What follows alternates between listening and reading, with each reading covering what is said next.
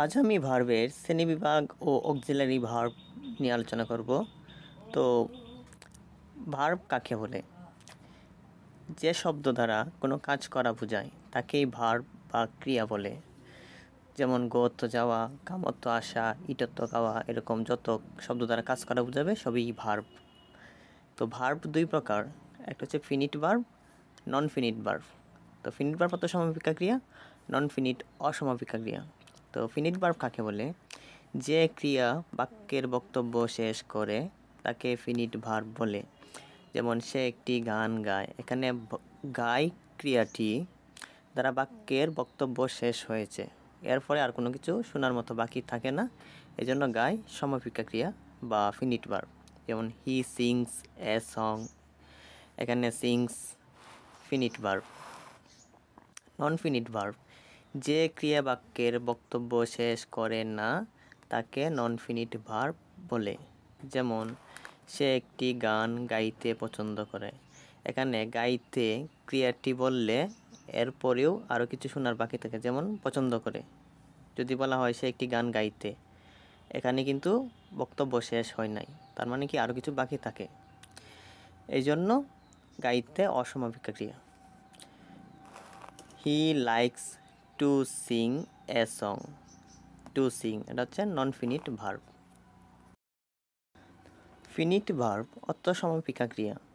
Finite verb দুই প্রকার, principal verb, একটা অক্সিলারি ভার্ব। তো মূল প্রিন্সিপাল ভার্ব অর্থ মূল ক্রিয়া, অক্সিলারি মানে সাহায্যকারী ক্রিয়া। তো প্রিন্সিপাল ভার্ব কাকে বলে?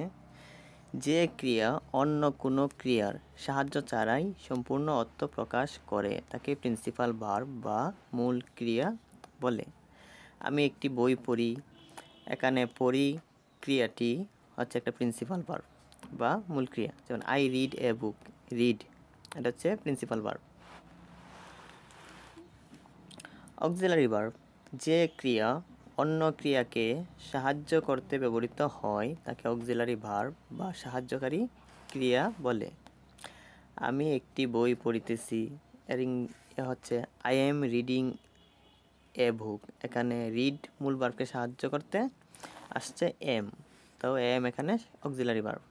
I shall do the work, এখানে ডো হচ্ছে মূল ভার্ব, ডোকে সাহায্য করার জন্য শ্যাল ব্যবহৃত হচ্ছে অক্সিলারি হিসেবে বা সাহায্যকারী হিসেবে শ্যাল, এই জন্য শ্যাল হচ্ছে অক্সিলারি ভার্ব। প্রিন্সিপাল ভার্ব দুই প্রকার, ট্রানজিটিভ ভার্ব, ইনট্রানজিটিভ ভার্ব।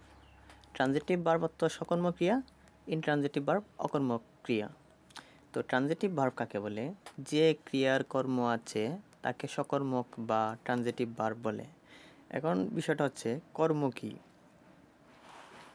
ক্রিয়াকে কি বা কাকে দ্বারা প্রশ্ন করলে যে উত্তর পাওয়া যায় তাই কর্ম বা অবজেক্ট। এখানে আই ইট রাইস, ইট ক্রিয়াকে যদি প্রশ্ন করা হয় কি খাই, তাহলে উত্তর হবে রাইস। কাজেই ইট ক্রিয়ার কর্ম বা অবজেক্ট হচ্ছে রাইস, সুতরাং ইট সকর্ম ক্রিয়া বা ট্রানজিটিভ ভার্ব। ইনট্রানজিটিভ ভার্ব, যে ক্রিয়ার কর্ম নেই তাকে অকর্মক বা ইনট্রানজিটিভ ভার্ব বলে। যেমন আই ইট, আমি খাই, এখানে ইটকে যদি প্রশ্ন করা হয় কি খাই, কোনো উত্তর নেই, এজন্য ইট অকর্ম ক্রিয়া। অক্সিলারি ভার্বগুলো কীভাবে মনে রাখবেন? Be verb, am, is, are, was, were, এখানে এম ইজ আর প্রেজেন্ট টেন্সের ক্ষেত্রে ব্যবহৃত হয়, ওয়াজ ওয়ার ফার্স্ট টেন্সের ক্ষেত্রে ব্যবহৃত হয়। Have verb, have has had, have has present টেন্সের ক্ষেত্রে, হ্যাড ফার্স্ট টেন্সের ক্ষেত্রে ব্যবহৃত হয়। Do verb, do does did, এখানে ডো ডাজ প্রেজেন্ট টেন্সের ক্ষেত্রে, ডিড ফার্স্ট টেন্সের ক্ষেত্রে ব্যবহৃত হয়।